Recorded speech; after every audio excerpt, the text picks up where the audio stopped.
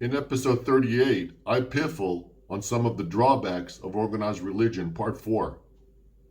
A common response to all the criticisms of organized religions is to say that it is not specifically these religions which are at fault.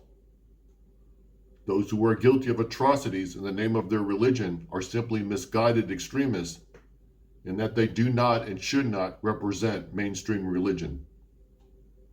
Some people assert instead that religion can have a positive civilizing influence on society. Unfortunately, the sordid history of the world's religions paints a different story, not only past history, but also in the present day.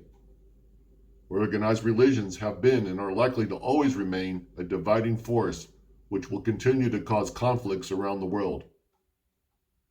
Many people change their religious affiliations throughout their lifetimes. Some people fall out of faith while others will commit themselves to one religion or another. More and more people are coming forward to say that they do not believe that any one faith is uniquely consecrated. History teaches us that religions are not everlasting. Countless religions have come and gone ever since man has had the ability to engage in conscious thought. There are numerous examples of once thriving religions that have gone out of existence. One can make a very cogent argument that any and likely all theist religions are not divinely inspired, but are created and administered solely by man. Especially in the modern age, religions are run like multinational corporations. They are more autocratic than democratic. Followers of these faiths are governed by the will of their church leaders, which has very little to do with the will of God.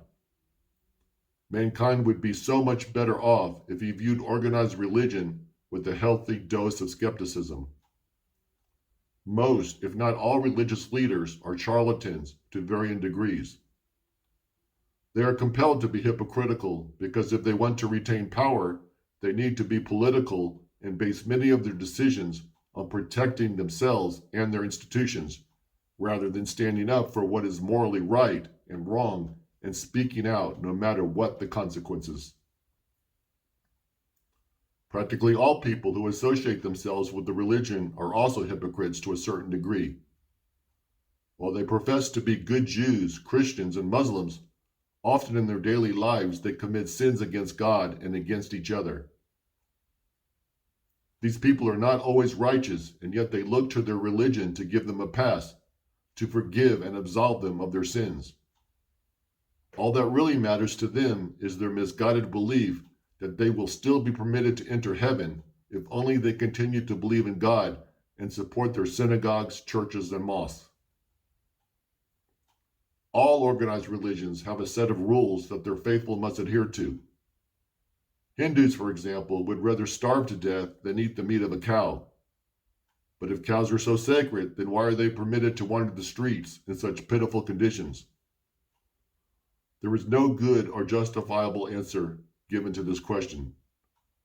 And Jews and Muslims also have their own draconian dietary restrictions against eating pork and other foods.